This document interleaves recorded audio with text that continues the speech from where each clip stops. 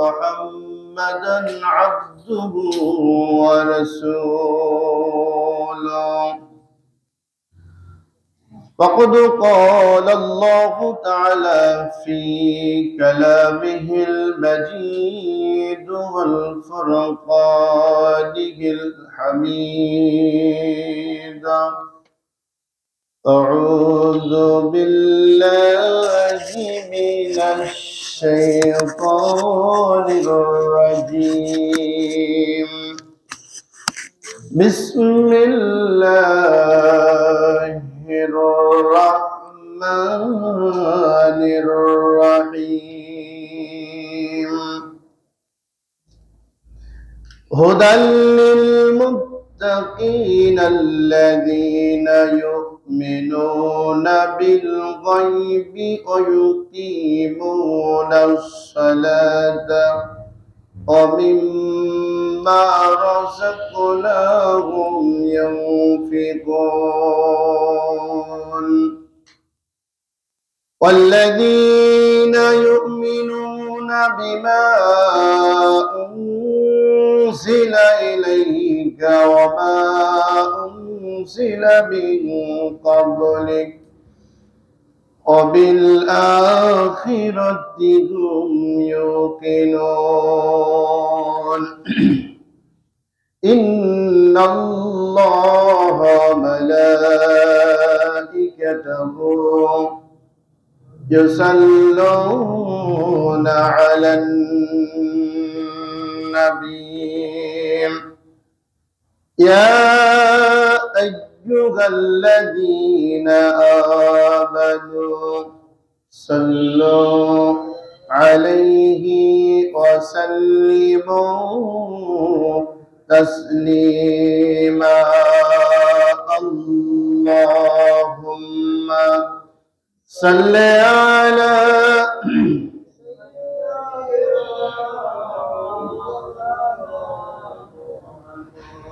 وعلى آل سيدنا مولانا محمد. اللهم صل على سيدنا مولانا محمد وعلى آل سيدنا مولانا نحمده ونصلي على رسوله الكريم. সম্মানিত মুসল্লিবৃন্দ, আসসালামু আলাইকুম ওয়া রাহমাতুল্লাহ। আল্লাহ রাব্বুল আলামিনের দরবারে শুকরিয়া আদায় করছি, যিনি শত ব্যস্ততার ভিতর দিয়ে যথাসময় মসজিদে এসে কোরআনে কারীম থেকে আলোচনা করার এবং শোনার পরিবেশে বসার তৌফিক দান করলেন। ওই রব্বুল আলামিনের দরবারে শুকরিয়া আদায় করছি, সকলে বলছি আলহামদুলিল্লাহ। আরো শুকরিয়া আদায় করছি যে আল্লাহ রাব্বুল আলামিন অসংখ্য মানুষদের ভিতর থেকে বেছে নিয়ে যথাসময় মসজিদে এসে কোরআনে কারীম থেকে আলোচনা করার এবং শোনার যে সুন্দর একটি পরিবেশে আমাদের একত্রিত বসার তৌফিক দান করলেন, ওই রব্বুল আলামিনের দরবারে আরেকটি বার শুকরিয়া আদায় করছি, সকলে বলছি আলহামদুলিল্লাহ। সম্মানিত উপস্থিতি, আজকের আলোচনার বিষয় হলো ঈমান আমাদের অবশ্যই মজবুত করা দরকার। ঈমান সম্পর্কে আমাদের দুর্বলতা হওয়ার জন্য, ঈমানটা মজবুত না হওয়ার কারণে এখন পর্যন্ত দেশের বিভিন্ন প্রান্ত থেকেই আমাদের ঈমানটা নিয়ে ছিনিমিনি করছে। এজন্য আসলে ঈমান সম্পর্কে আমরা বুঝি, জানি, কিন্তু ওইভাবে আমরা উপলব্ধি করতে পারছি না। এজন্য ঈমান সম্পর্কে আজকের বিষয়টি হলো মূল আলোচনা। আল্লাহ রাব্বুল আলামিন যেন আমাদের সে বিষয়টি আলোচনা করা তৌফিক দান করুক, আমরা সকলে বলি আমিন। সম্মানিত উপস্থিতি, আল্লাহ রাব্বুল আলামিন পৃথিবীতে যত নবী পাঠিয়েছেন, যত রাসূল আসছে, তাবিঈন আসছে, আমাদের পর্যন্ত যত আলেম ওলামা, সমস্ত ব্যক্তিবর্গ, সমস্ত জায়গা থেকে একটি দাওয়াত আমাদের মাঝে দিয়েছেন, সেটা হলো ঈমান মজবুত করার জন্য, ঈমানটা দৃঢ়ভাবে আল্লাহর প্রতি ধারণ করার জন্য। ঈমানটা হলো, আমি যদি ছোট্ট একটি উদাহরণ আপনাদের দিই, দেখুন, ঈমানটা হলো একটি গাছ, আর আমার আপনার মুখের দাড়ি, জুব্বা, পাগড়ি, টুপি, তসবিহ ইত্যাদি বাহ্যিক দৃষ্টিকোণ থেকে আমরা যে আমলগুলা করছি বা দেখছি, পোশাকগুলা, এই পোশাকগুলা হলো মূলত ঈমানটাকে রক্ষা করার জন্য একটি হলো আপনার বেড়া বা খুঁটি। ঈমানটা মজবুত করার জন্য যেমন বেড়াটা, খুঁটিটা মজবুত দরকার, যেমন একটি গাছ লাগানোর সময় গাছটা বাঁচানোর জন্য যে পরিমাণ পানি দিতে হয়, পানি অসংখ্য দিন দেওয়ার পরে যখন গাছটা লেগে যায়, নিজে যখন রস সংগ্রহ করতে শিখে, তখন আর পানি দেওয়া দরকার হয় না। পানি না দিয়ে ওই গাছটা নিজে রস কালেকশন করতে পারে জন্য ওই গাছটা মরার কোনো সম্ভাবনা আর থাকে না।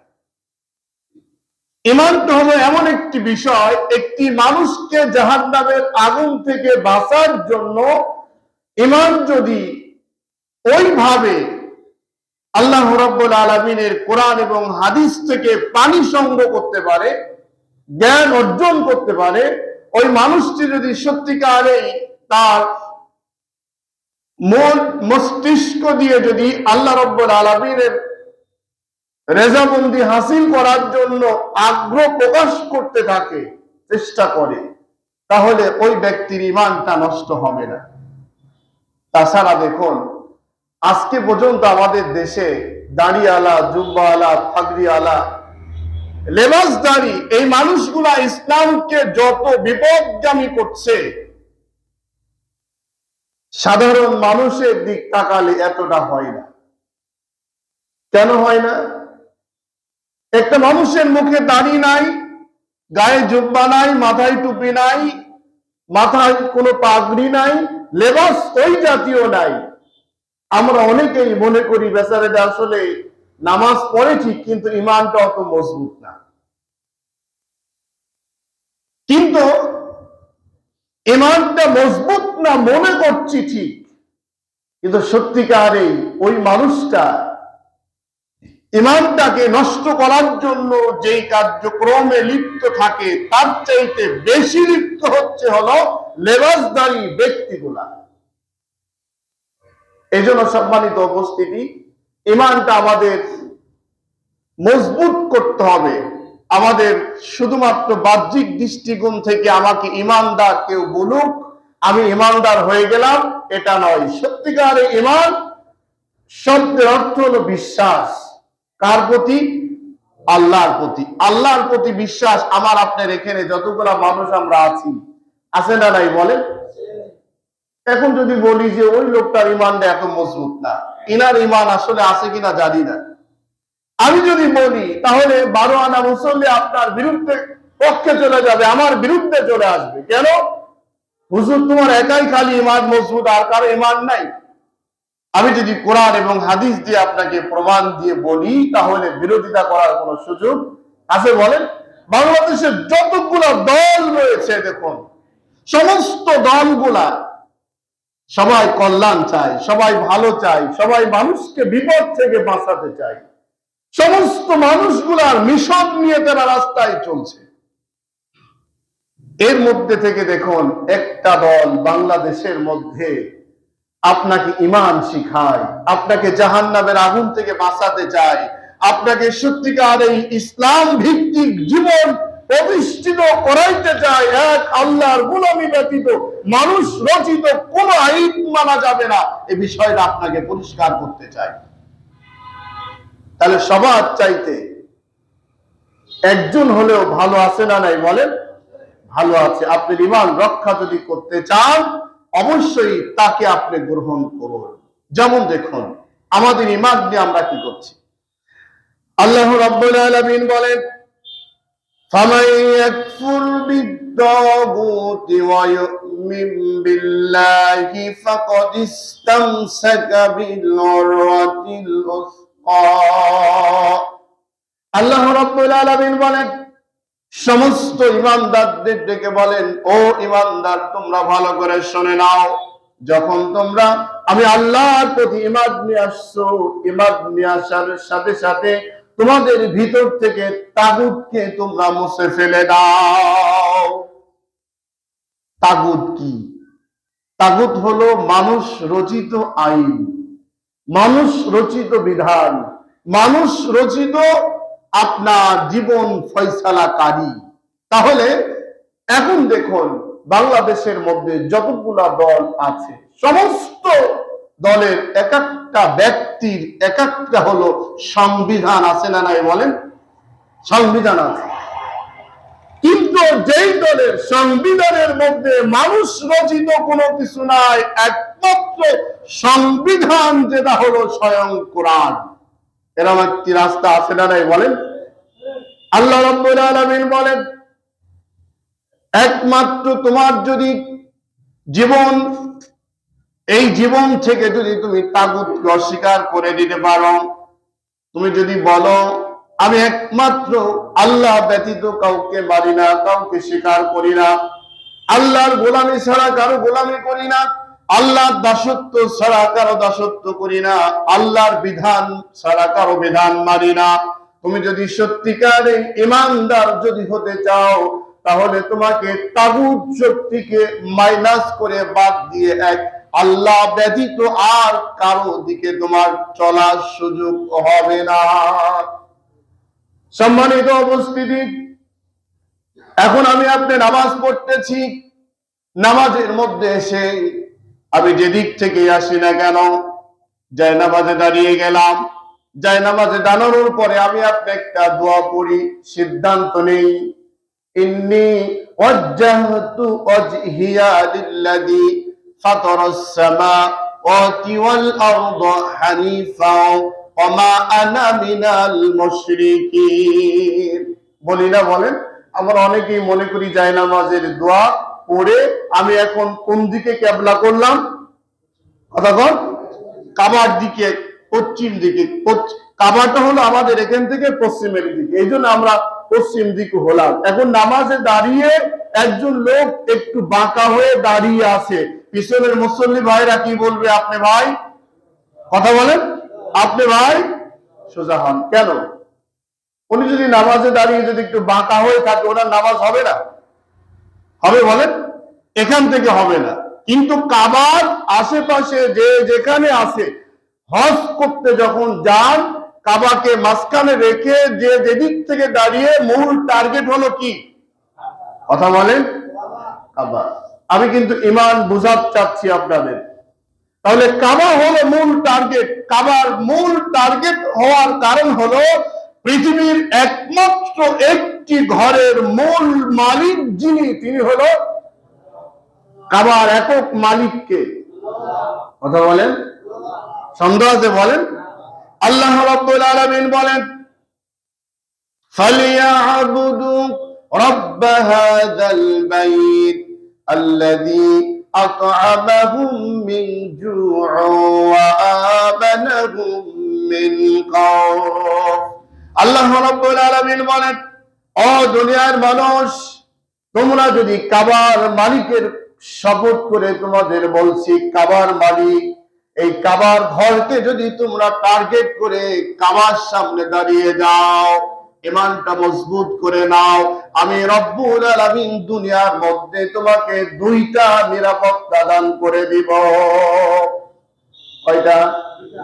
একটা হলো তোমার রিজিকের ফয়সালা আমি আল্লাহ দান করে দিব, সুবহানাল্লাহ।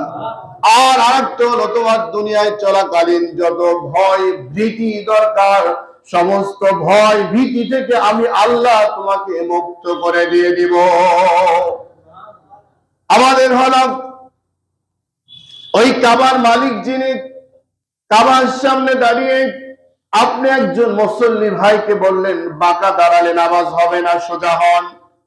সোজা হওয়ার জন্য আমি আপনি যাই নামাজে দাঁড়ানোর সাথে সাথেই বললাম ইন্নী ওয়াজ্জাহতু ওয়াজহিয়া লিল্লাযী ফাতারাস সামাওয়াতি ওয়াল আরদা হানিফা ওয়া মা আনা মিনাল মুশরিকিন। নিশ্চয় আমি শপথ করতেছি।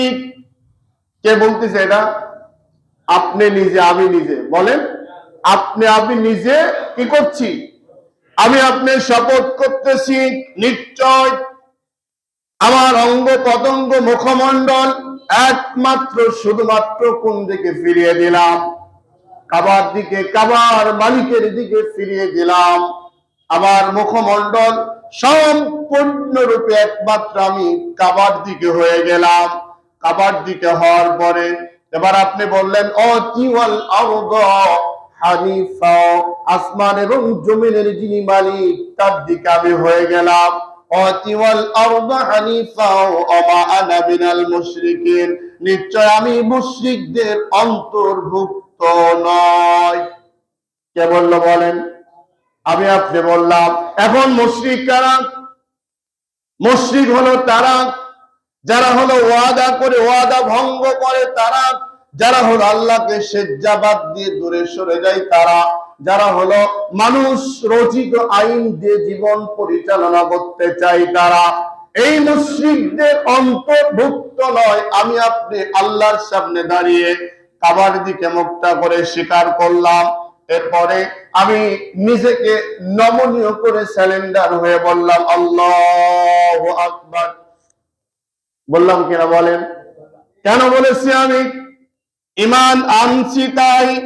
একজন ঈমানদার কাবার দিকে ঘুরে আল্লাহকে হাজির নাজির জানিয়ে আল্লাহর সামনে নত হয়ে আল্লাহকে সর্বশ্রেষ্ঠ মনে করে আল্লাহর সামনে আসামি হয়ে দাঁড়িয়ে গেল, হাতটা বেঁধে ফেললো। কারণ হলো দুনিয়ার মানচিত্রের নিয়ম, একজন আসামি যখন ধরা পড়ে, আসামিকে ধরা পড়ার পরে তার হাতের মধ্যে যেই জিনিসটা দিয়ে আপ্যায়ন করা হয়, সম্বোধন করা হয়, তার নাম হলো কি? শিকল, বালা। তার নাম কি বলেন? আসামিকে যখন ধরা হয় হাতের মধ্যে কি বালা দেওয়া হয়, হ্যান্ডকাপ লাগানো হয়। আমার দেশে এখন অনেক ভাইয়েরা হ্যান্ডকাপ এমনি হাতে লাগাই চলে, আছে না? কোন অনেক মুরব্বীরা, অনেক লোক কেউ পায়ের সাথেও দেয়, হাতের মধ্যেও দেয়। জিজ্ঞাসা যদি করা যায় ভাই হাতের মধ্যে বালা লাগালেন কেন? ওই অনেক সমস্যা আছে তো, ওই অমুক জায়গা থেকে দিছে, ওই জন্য দিছে, আমার উপকারও হচ্ছে, আছে না বলেন? এই জাতীয় বালা পুরুষরা পরার বিধান নাই। চুরি শুধুমাত্র পড়বে হলো নারীরা। আমার ভাইয়েরা, ঈমান নিয়ে আসার কারণে আপনি হাত বেঁধে ফেললেন। কার সামনে হাত বাঁধলেন? আবার মালিকের সামনে।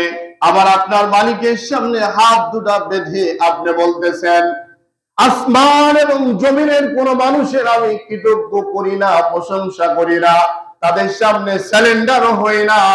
আমি যার সামনে স্যালেন্ডার হলাম অতি অল আরদা হানিফা, আসমান এবং জমিনের যিনি মালিক তার সামনে ব্যতীত আমার এই কপালটা আমি আর কোনদিক স্যালেন্ডার করি না।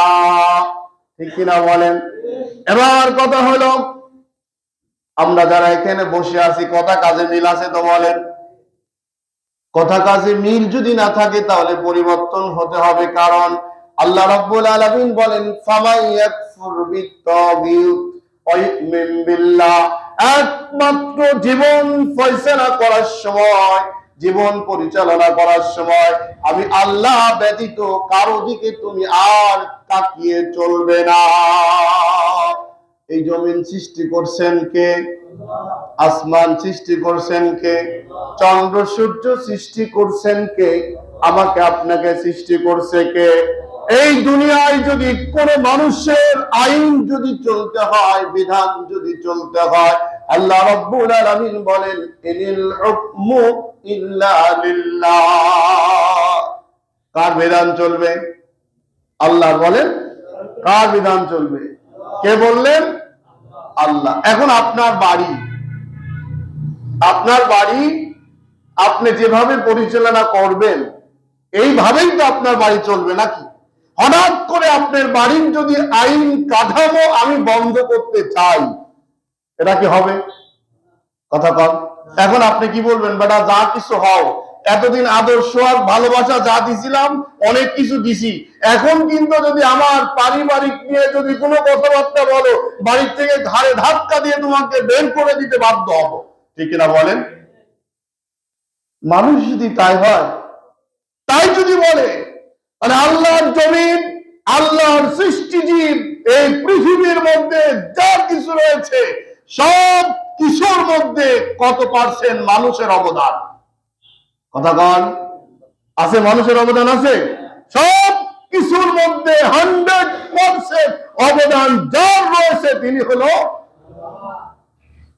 আল্লাহ। যদি সকাল বেলায় যে কুয়াশা দিছিল, এটা আমার আপনার কল্যাণ অবশ্যই আছেই, এই কল্যাণ আছে ঠিক, কিন্তু এই কুয়াশা যখন দিল, এই কুয়াশা হেটানোর জন্য আমি আপনি যতই মিছিল করি, আন্দোলন করি, যা কিছু করি না কেন, এই কুয়াশা হেটানোর ক্ষমতা ছিল বলেন? যিনি দিয়েছেন তিনি হেটাবেন, তিনি হলো আমার আপনার আল্লাহ। ঈমান কি জিনিস ভালো করে বুঝবেন। তাহলে আল্লাহ রাব্বুল আলামিন বললেন, এই কাবার সামনে যারা দাঁড়িয়ে পড়লাম, নামাজরত অবস্থায় যখন আমি আপনি দাঁড়িয়ে যাই, নবীজি যখন মেরাজে গেলেন, যাওয়ার সময় মেরাজে যা ভ্রমণ শুরু হলো, জান্নাত জাহান্নাম দেখানো শুরু হলো, কিন্তু আমার আপনার নবীর মধ্যে এই জায়গায় একটা চিন্তা চেতনা সকল সমাজ জন্য, যেটা হলো ইয়া উম্মতি ইয়া উম্মতি।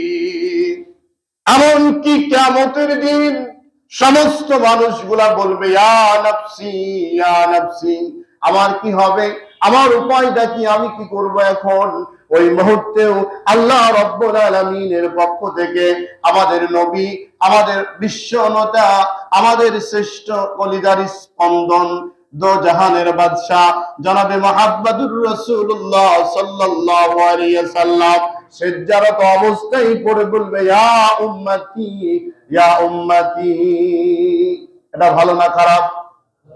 কথা কন।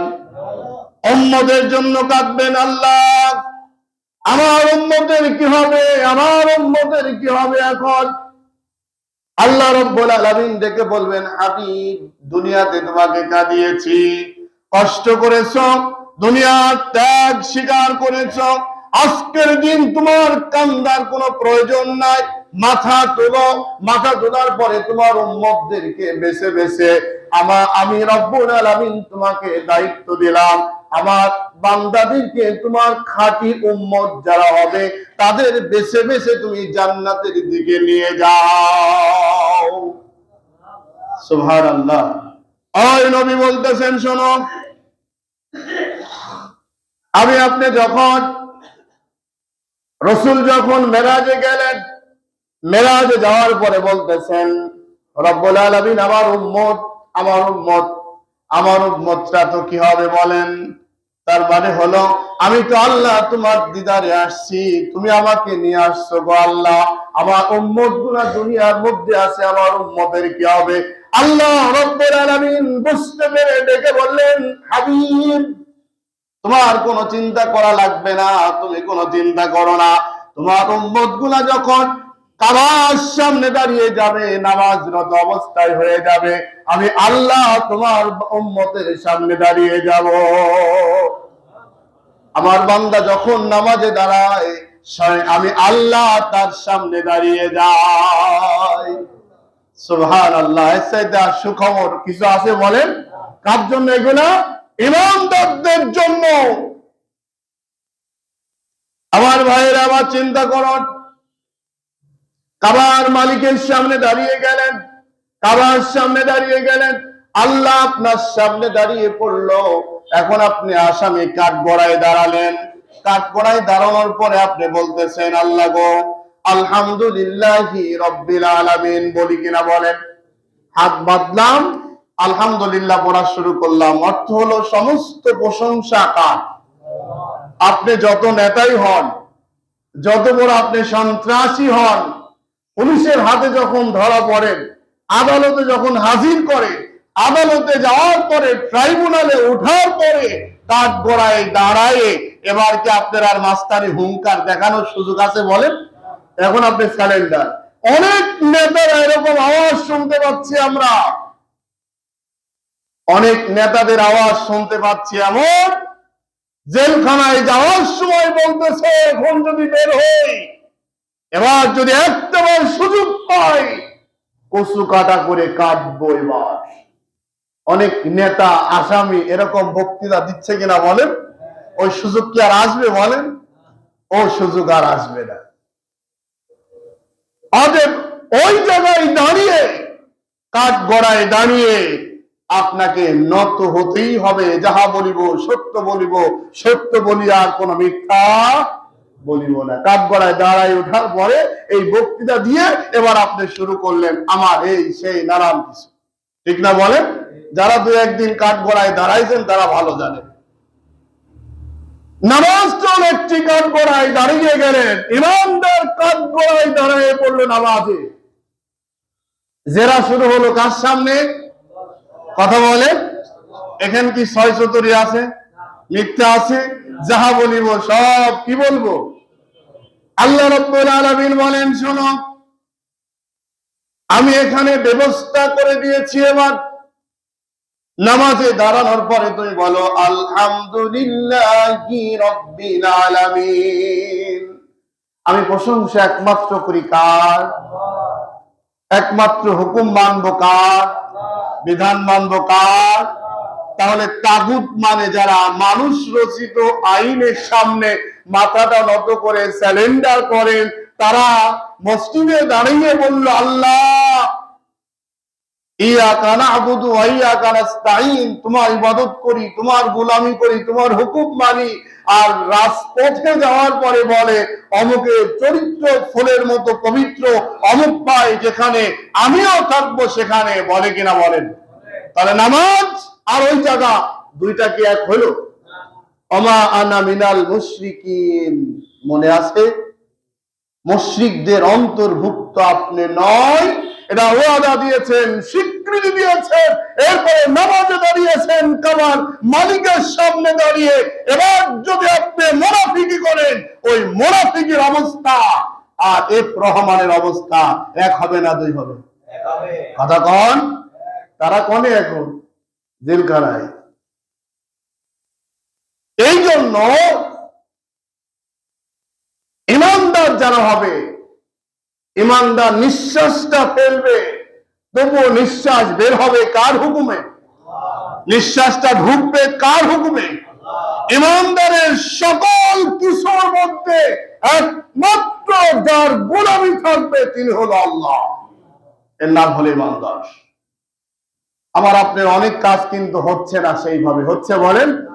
আমার আপনার অনেকটাই হচ্ছে না। খালি আমি আপনি নামাজে এসে বলি আল্লাহ, নামাজ শেষ। আমার এই কথাগুলাকে কিভাবে নিচ্ছেন আমি জানি না, তবে যেটা হলো কোরআনের কথা, মানা এবং না মানা আপনার ব্যাপার। আল্লাহ রাব্বুল আলামিনের এই বিধানটা যদি মেনে নেওয়া যায়, ইমানটা যদি মজবুত করা যায়, একটি উদাহরণ আপনি দেখুন। রোম সম্রাট বাহিনী পাঠালেন, ওমর রাদিয়াল্লাহু তাআলা আনহু যখন প্রেসিডেন্ট, অর্ধজাহানের খলিফা, অর্ধজাহানের যিনি প্রেসিডেন্ট, খলিফা, রাজা। এবার রোম সম্রাট বললেন ঠিক আছে, ওমর এত বাহাদুরি দেখায়, ওমরের এত বড়ত্ব কিসের দেখো দেখি। একজন প্রতিনিধি গেলেন, প্রতিনিধি যাওয়ার পরে তাদের জিজ্ঞাসা করলেন, ও ভাই তোমাদের রাজা কোথায়?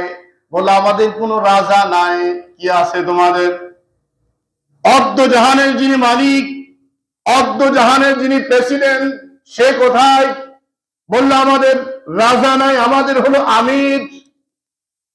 ইসলামী আন্দোলনের নেতা যারা হয় তাদের বলা হয় আমির। ইসলামী নেতাদের বলা হয় আমির।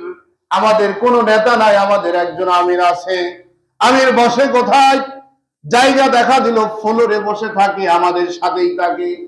ঘুমায় কোথায়? আমাদের সাথেই। কার্যক্রম চলাফেরা করে কোথায়? কয় আমাদের সাথেই। সব কিছু আমাদের সাথেই করে, আলাদা বলতে পার্সোনাল কোনো কিছুই নাই তার। বললো বলো কি? বললো যে হ্যাঁ, ওমর কোথায়, একটু ওমরের সাথে আমাকে সাক্ষাৎ করিয়ে দাও, ওমরের সাথে সাক্ষাৎ করিয়ে দাও। এবার রোম সম্রাটের প্রতিনিধি যিনি আসছেন, উনি বললেন ওমরের কাছে যেতে চাই, দেখা করতে চাই। মুসলমানরা বললেন আমাদের আমিরুল মুমিনিন যিনি হযরত ওমর, উনি হলো আমাদের এখানে নাই। গতকালকে তার উটটা হারাই গিয়েছে, অথবা ঘোড়া হারাই গিয়েছে। যে সওয়ারি হয়ে যার পিঠে উঠে চলাফেরা করতো সেটা হারাই গিয়েছে। প্রথম মরে যাচ্ছে। কি রে, একজন রাজা, একজন অর্ধজাহানের প্রেসিডেন্ট, তার উট হারাই যাওয়ার কারণে সে উট খুঁজতে বের হয়েছে। কি নিশ্চয় উট খুঁজতে বের হয়েছে। কোথায়, কোন দিকে গিয়েছে বলো? বলে এই দিকে গিয়েছে উট খোঁজার জন্য। লোকটি এদিকে রওনা দিলেন। রওনা দিয়ে অনেক দূর পথে চলে গেলেন, যেখানে কোনো বাড়ি নাই, ঘর নাই, জায়গা নাই, এলাকা নাই। একটা গাছের নিচে বালির উপরে একটা ব্যক্তি শুয়ে আছে। এই বড় বডি, লম্বা চড়া একটা জাহাজের একটা ব্যক্তি। উনি মনে করলেন ওট একটা বাধা, ওট অথবা ঘোড়া বাধা আছে। পাশে বাধা দেখে তিনি মনে করলেন হয়তো ওমর হবে এইটা। ওট বাধা আছে যেহেতু, আর এই জায়গায় শুয়ে আছে। শ্যামা, গাছের শ্যামায় যখন ঘুমিয়ে পড়েছিল, তিনি ঘুমাচ্ছেন। কিন্তু গাছের শ্যামা হেঁটে যাওয়ার কারণে, দূরে সরে যাওয়ার কারণে রোদের একটা চিকিস গায়ে লাগতেছে, রোদে ঘেমে যাচ্ছে, বালিটা ঘামার কারণে বালুটা ভিজে যাচ্ছে। এই অবস্থায় যে মানুষটি শুয়ে আছে, ওই মানুষটি বসে বসে চিন্তা করতেছে অর্ধজাহানের প্রেসিডেন্ট যদি এই লোকটা হয়, আর এই লোকটা যদি এলাকার মধ্যে নেতৃত্ব দেয়, এই মানুষগুলা জীবনে কোনোদিন কষ্ট করতে পারে না। সুবহানাল্লাহ। আমার ভাইরা, এই অবস্থা যখন দেখলাম, হযরত ওমর উঠল। ওঠার পরে জিজ্ঞাসা করলেন, ওমর বললেন হ্যাঁ বলো। লোকটি কথাবার্তা বলার পরে লেখক বলতেছেন লোকটি দিশেহারা, মনে হচ্ছে যেন মাটির নিচে পড়ে পড়ল লোকটা। আমাদের যিনি রাজা, আমাদের যিনি বাদশাহ, আমাদের যিনি নেতা, বিলাসবহুল বাড়ি, বিলাসবহুল গাড়ি, তার কত পাহারাদার, তার পিছনে সামনে কত বডিগার্ড লাগে, লাগে কিনা বলেন? বঙ্গভবন তৈরি করলেন, বঙ্গভবনে যে খরচটা করছিলেন, যত লোক লস্কর দিয়ে সাজায় রাখছিলেন, ওই টাকা দিয়ে বাংলাদেশের জনগণ কিছু সময় ডাল ভাত খাওয়ার সুযোগ পেত কিনা বলেন? এমন উন্নয়নের জন্য, এমন কাজের জন্য একজন সামান্য মেম্বার যদি হয়, ওই মেম্বারের বংশের মানুষের পাশে দাঁড়ানোর কোনো সুযোগ পাওয়া যায় না। ঠিক না বলেন? হ্যাঁ, আমি মেম্বারের ভাগ্নি, ছেলি, আত্মীয়, নাতি, পুতি, খেতা, এমন কিছু হয়েছে আমি। অথচ অর্ধজাহানের প্রেসিডেন্ট, খলিফা হযরত আমিরুল মুমিনিন, তিনি একটা বালির উপরে শুয়ে আছে, নাই কোনো বিছনা, নাই কোনো একটু ভালো শোয়ার জায়গা, খাওয়ার জায়গা। এটা কেন হয়েছে? এটা হয়েছে ইমানের কারণে। কেন হয়েছে বলে? ইমান শব্দ অর্থ হলো একমাত্র ভয় করতে হবে আল্লাহকে। এই ইমান যারা মজবুত করতে পেরেছেন, ইমান যারা আনছে, ইমানের বলে বলিয়ান যারা হয়েছে, লক্ষ কোটি টাকা তার সামনে পড়ে থাকলেও উনি কিন্তু হাত দিয়ে ধরে ছুবেও না। ঠিক কিনা বলেন? কারণ এর মালিক আমি না। আজকে রাস্তায় চলতে যা দেখেন, ডাস্টবিনের খাওয়ার লোক দেখছেন, এমন এখানে কেউ দু একজন আছেন না বলেন? ডাস্টবিনের খাবার তুলে খায়, অথচ কোটি কোটি টাকা লুট লুটপাট করে পাহাড় জমিয়ে ওই বাড়ির মানুষগুলা যেই খাবারগুলা নষ্ট করে, যেই খাবারগুলা ফেলে দেয়, যেই বিলাসবহুল অবস্থায় চলে, ওই অবস্থা দেখে মনে হয় না আসলে সত্যিকারে একটা মানুষ। অথচ ডাস্টবিনের খাবার খাচ্ছে পাশের একজন পথিক।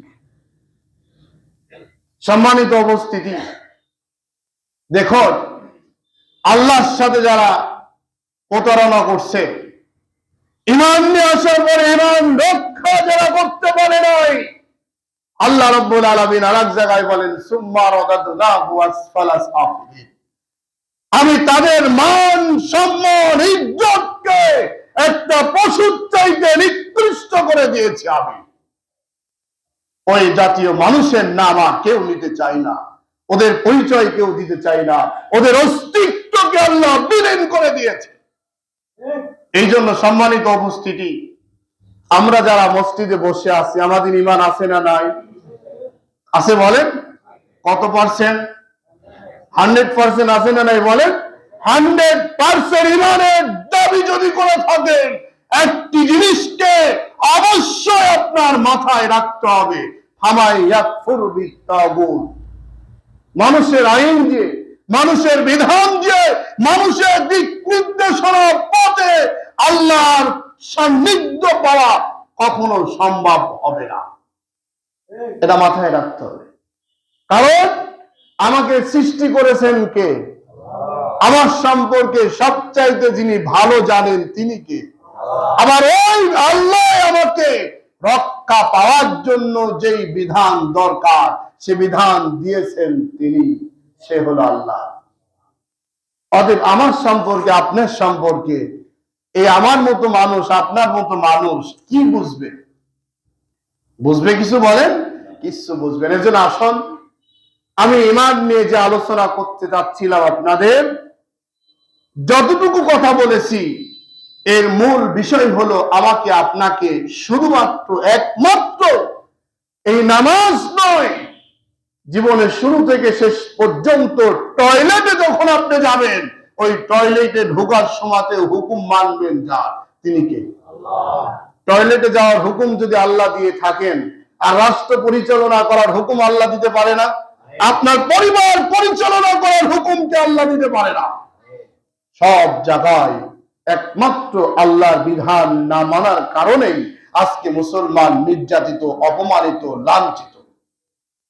এজন্য সম্মানিত উপস্থিতি, আসুন সংক্ষিপ্ত সময় আমি আপনাদের যে জিনিসটি বোঝাতে চাচ্ছিলাম সেটা হলো, আমরা এখানে সব মানুষগুলো 100% ঈমানের দাবিদার, ঠিক কিনা?